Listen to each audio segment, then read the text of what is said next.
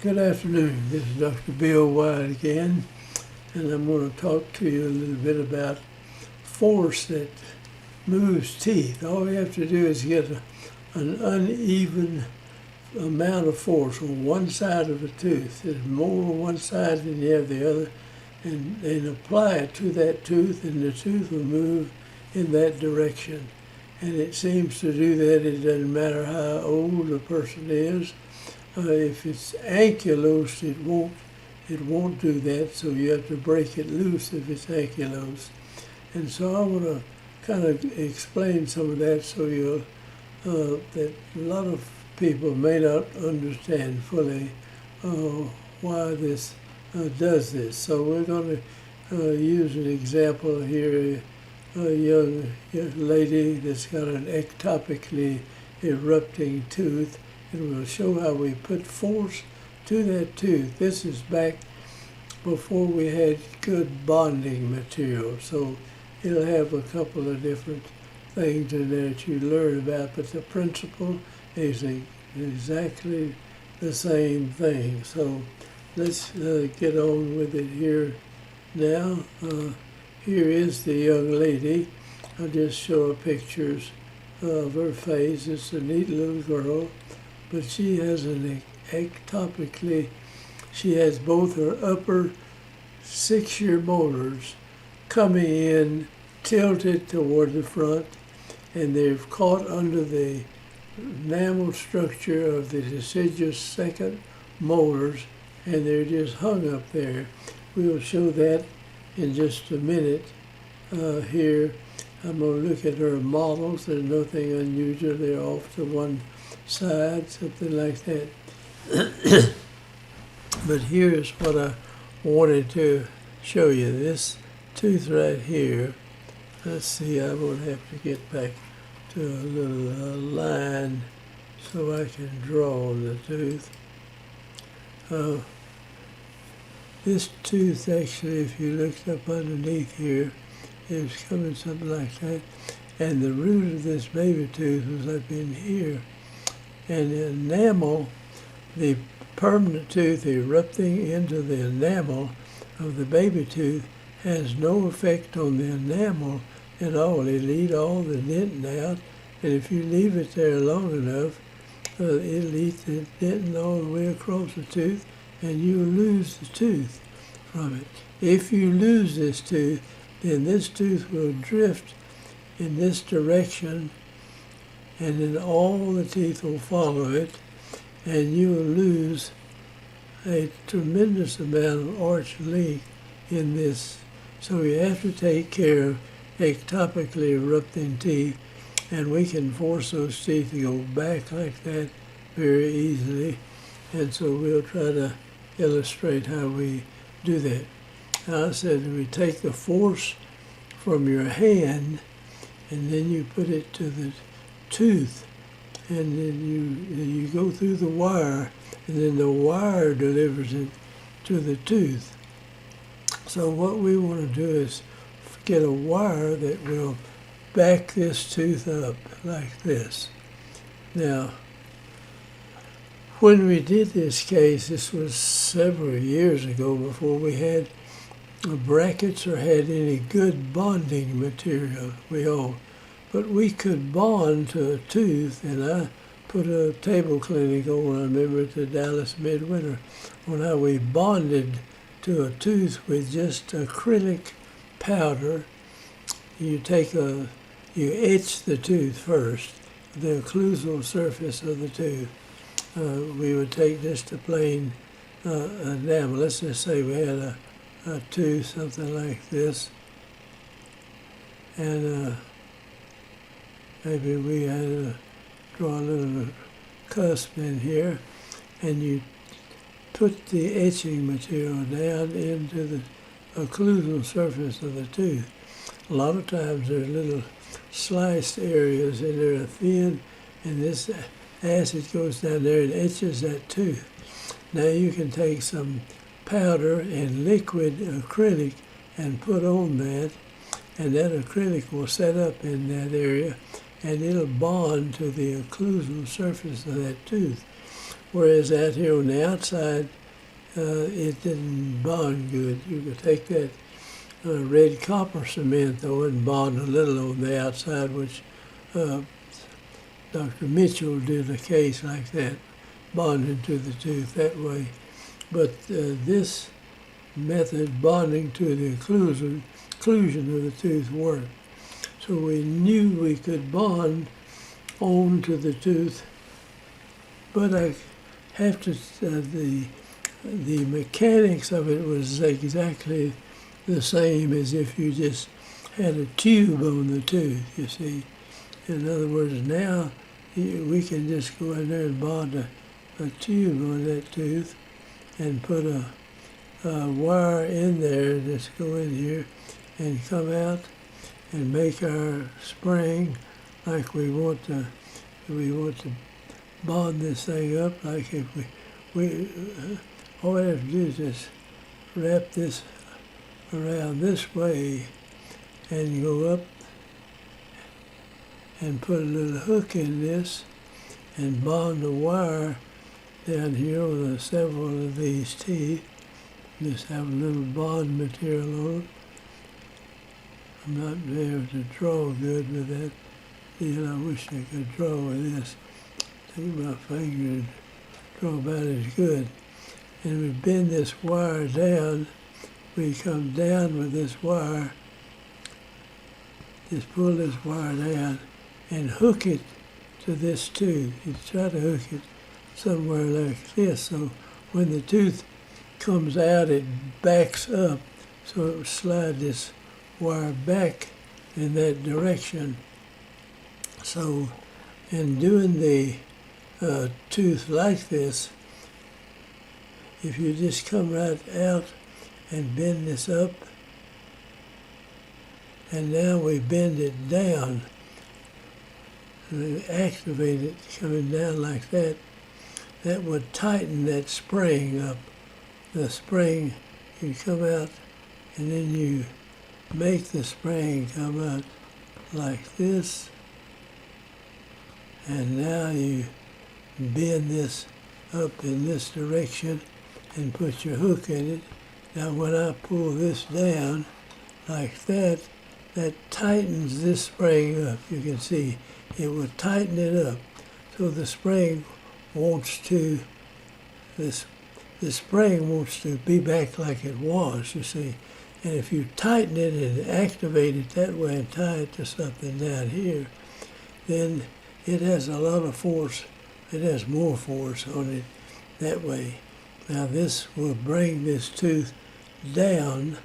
If you pull this wire down, it'll bring this tooth down. The roots of this tooth are up in here in the root structure, in the bone.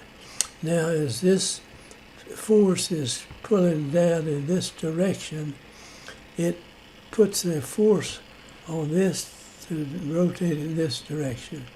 Now, as you're trying to rotate down here, the roots are in the bone, so they tend to stay there, and the crown will move back. Actually, you'll back the crown out and leave a gap in there, and now your teeth, your roots will come forward a little bit, and you keep this pressure on it, and you pull the whole tooth forward, and then eventually you'll have the main tooth coming in like that, like we'll show you later on. So I'm trying to show you how you make these bends in a piece of wire. So if we take a piece of wire like this and we make a bend, a 90-degree bend here, and now we just rotate that around, and then we bend it up this way, and we put the hook. Now as we bend that with our hands, we're putting force into that, or we're putting energy into that wire. As we pull it down now and hook it over here, that energy exerts itself by trying to pull this together, and that won't go together. Your wire goes kind of over like that, you see. It'll try to pull that together, and it tightens this spring right here, and this causes this part of the wire to raise up. As it does, it tries to raise up. It has to move these roots forward, and the crown will go backward as it does that, and there'll be a space open in that gap right there. So this is kind of hard for a beginner to pick up and get in his mind, where you just get to where you look at something like that and it just automatically help you. I mean, you just go there automatically. Now, the other side of the mouth was the same way. So we could bond into the occlusion of this tooth, but I couldn't bond on the outside. So the mechanics had to be the same.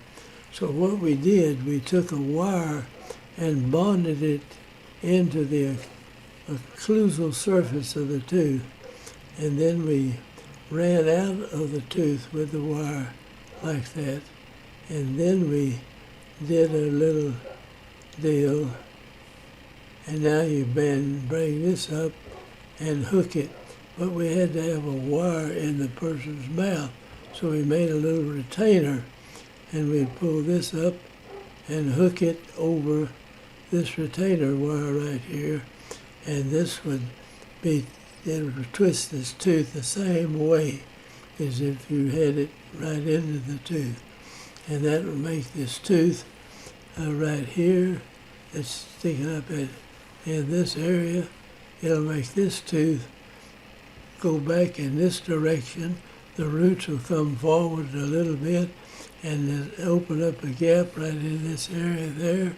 And now you keep that pressure and pull on the tooth, and it'll pull this part forward, and gradually this root structure moves forward with it. So you have to kind of, what we did then, we just compensated. We could only bond to this occlusal surface.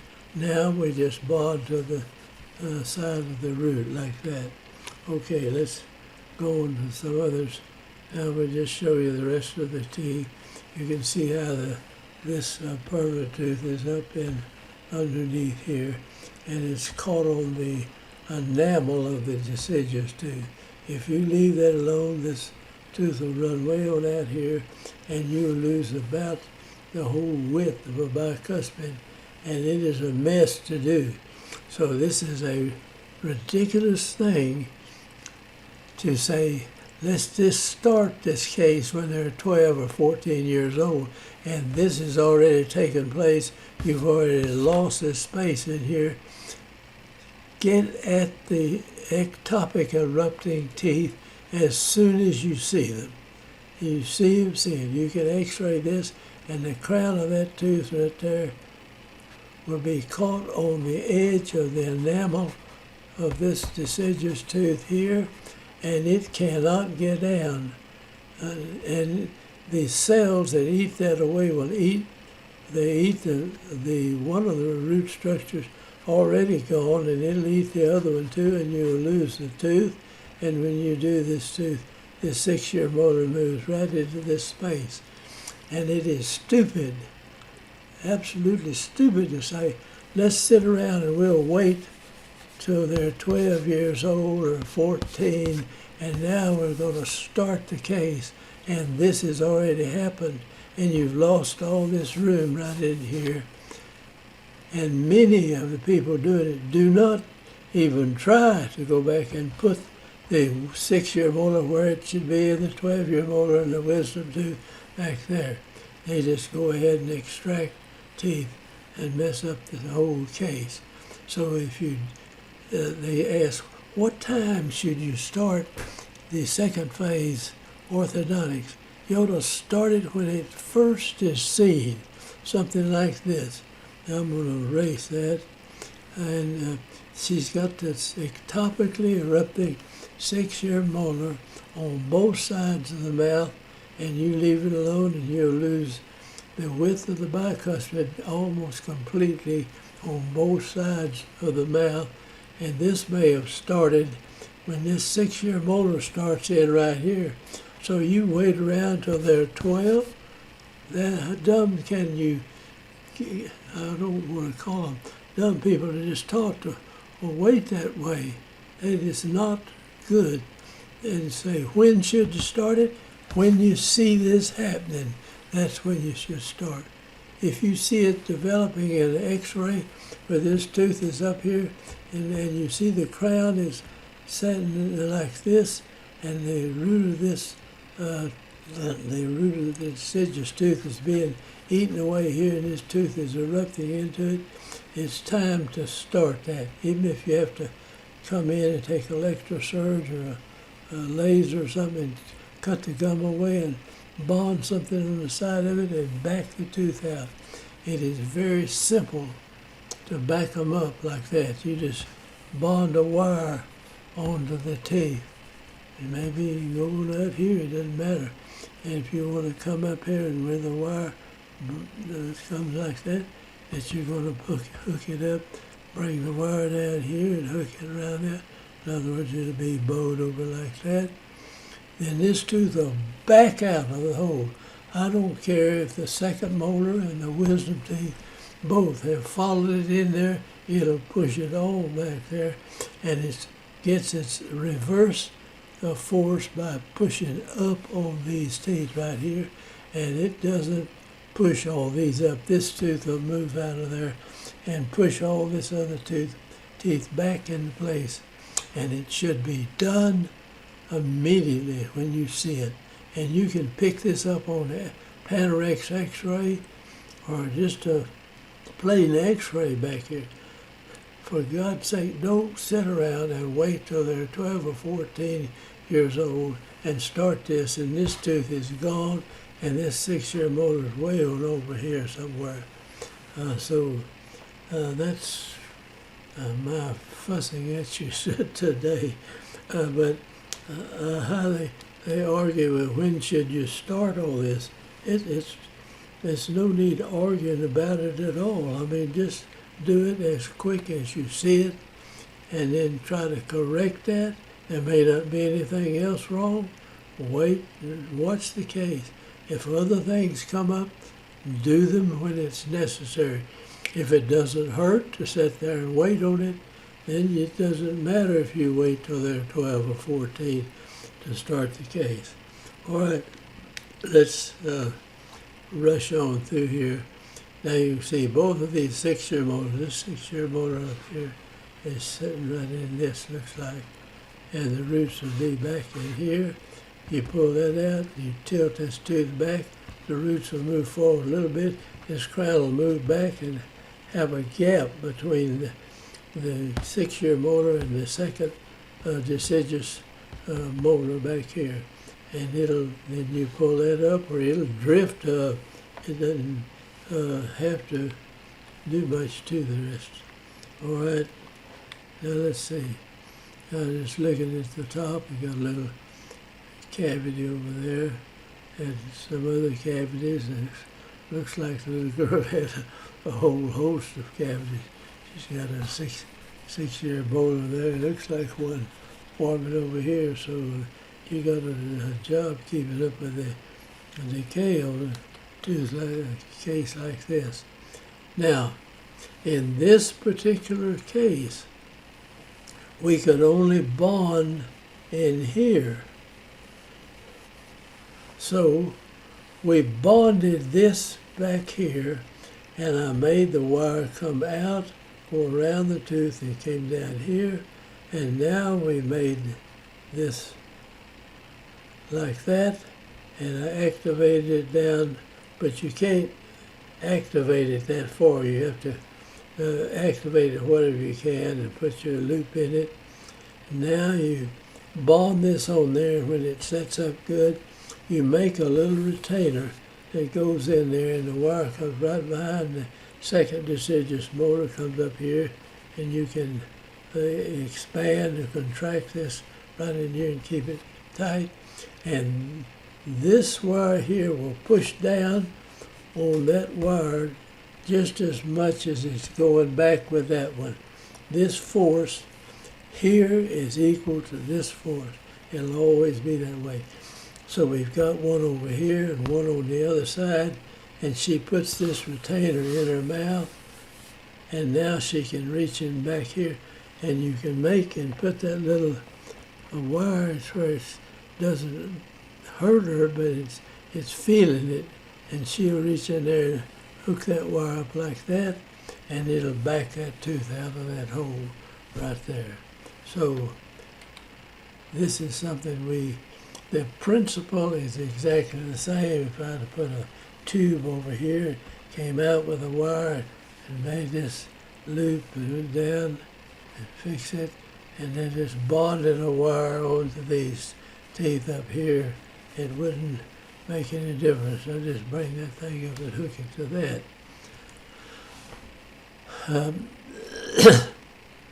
Let's see. Let me get caught up here where we are. I hope this is such a simple thing if you understand what you're doing it. And don't, and I have brilliant people say, well, when should we start this second phase or doing something? And then there's just gobs of people that say, oh, let's just wait till they're 12 or 14, we'll just do it all at once. Well, if you sit around here, this old statement, a stitch in time saves 9, it saves more than 9. I mean, you make a situation back here where this tooth is way up here and all these other teeth are behind it when you do that. Start the thing when you see it, and you can pick it up from x-ray before the tooth actually erupts into the mouth there, and that's when it should be started. There's no question about it. I mean, don't sit around waiting 2, 3, 4 years for it to happen. It'll screw the case up where it'll seldom ever fixed up again back there. And somebody says, oh, it'll just extract the teeth. Then, well, okay, you come in there and do the extraction on them. All right, now there's the little appliance you sit in the mouth, and you take these bonded areas here, come here, and here's this little deal, goes up and hooks on it here, and as this tooth straightens up back here, it backs out of this hole, it will have a space, something like that in there. I think we've got a picture that shows most of it. All right, there we've bonded that on there with just a clear acrylic. And it's when she takes that thing out, that little spring wire it doesn't poke in the skin, but it pokes you. It reminds her to put it back in there, and it works. But we don't have to worry about that now. We've got good bonding material. All right, there the tooth is in the mouth, and here it is hooked up. Now this is part of the mirror, so just don't take, I stuck a mirror in the mouth now, and we pull this down and hooked it on the wire right there. And that's tending to move this tooth. This tooth is setting in there something like the crown and the root would be back up in this area here. And so it'll back that tooth out. If the second molar is run into it, you say, oh, well, it can't do it the second. You put it in there, and this will back the 6-year molar, the second 12-year molar, and the wisdom tooth. It'll shove them all back and bring that in. It'll sink this a little bit, but this is a lot harder to intrude these teeth than it is to do this rotation. And that works. And I hope that this gets across. I don't think the way we did it first. So there it is, set up on the side. Just kind of ignore this part right back here. That's part of the mirror coming in. So this is pushing up on this appliance, but you're not going to sink the old maxilla while you move out that tooth out of there. So I hope that this is where you can do this and understand exactly what you're doing. Now we're coming out of here, we build a loop like that, and now the thing can be going off in one direction. I mean, we take this and pull it up here. If we can't activate it very much, we can take an optical plier and put the little circle up here and then the trough down here, and it'll bend this up like that. But you can't get too much, because when she undoes it, this little part of the wire here is going to stick her in the cheek right up there. So you have to just use what low force you can here, and that'll be enough. It'll try to sink this whole thing, but it's not going to do it. What happens is this tooth right in here, it's going to kick that thing back. These roots will move forward a little, this crown will move back, and have a little space right in there. Okay, now it's going. Now you can see it a little plainer here. It's bonded in here. And then we tighten this. In other words, when this was going up, when I pulled it down, it tightened that spring. The spring wants to loosen, so it works for you by loosening up. So this force that was in your hand, and you put it into the wire, then you bonded the wire on there, and now you pull it down and put it in this you activated this force. And that force is the same here as it is pushing this tooth back in this direction, but it will not sink this up and there. I've said that about 6 times. All right. Now okay. Here we've got this 6-year molar out from under this one now. You see it. I don't know, we've got a good picture of it. Okay. This point of this tooth was up in here, and now it's down here. It backed up, but not that far. And I think that may be the last picture I've got of that, but it corrected that, and we did it when we could see it. But it would have been better if I'd have seen it several months before and take electrosurgery, cut off a little bit of that tooth, so you can bond something on the. You don't have to have it on the side completely. You can bond right down to close to the edge of them and move them out like that. We have never had a tooth that we couldn't upright, and that's in a lot of orthodontics, in a many years doing it. And people come in and tell you, oh, well, you're 28 or you're 30 or you're 50 or 60 and your teeth, your bone won't move. It is a big bunch of bull. Your teeth will move as long as you're alive. And they can, I'm just about to the end of that period, but I know my teeth would move. They move now anyway. So, all right, let's get back to this. Let me see if I have another. Okay, here the 6-year molar is now. You see, this spring has brought it out. So this part of this tooth right here was sitting up in here somewhere, kind of like that. And now it's down there. And don't worry about it running into anything down here. It'll hammer it back in place, and you don't grind off anything on it where you're uprighting any tooth. Don't grind them, just let them, the chew, the occlusion will push the tooth back in. And if this second molar was tied up in here, it'll back it up, and if the wisdom tooth is there, it'll back it up too. Now there's the other side. It wouldn't, I don't quite know. There we got them down where both of the 6-year molars are coming down and leaving this tooth intact, and that person will have all the space they were going to have here rather than having about this much of it. There's lots more.